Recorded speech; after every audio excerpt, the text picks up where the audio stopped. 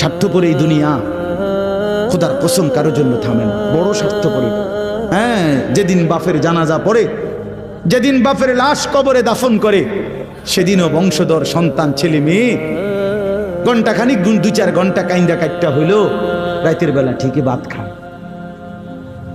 হ্যাঁ, পাশের ঘর থেকে খানা আনে, বাবারা ঠিকই খায়। স্বার্থপর দুনিয়া যে থামে না রে ভাই, থামে না দুনিয়া। ওই জন্য আমাদের কারোর জন্য থামবে না। তুমি আমি মরে গেলে শেষ। আবারও বলছি এই কথা, আমি মরে গেলে এরপরে পৃথিবী যত আধুনিকে হোক না কেন, আমার কি কথা বুঝছেননি?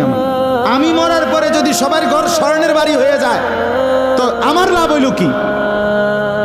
আমার মৃত্যুর পরে যদি সব মানুষ আধুনিক হইয়া সাঁদের দেশেও জায়গা, আমার ফায়দা কি? আমি তো নাই, আমি তো মরে গেলাম। যে কবরে চলে গেল সে কি আর ফিরে আসবে?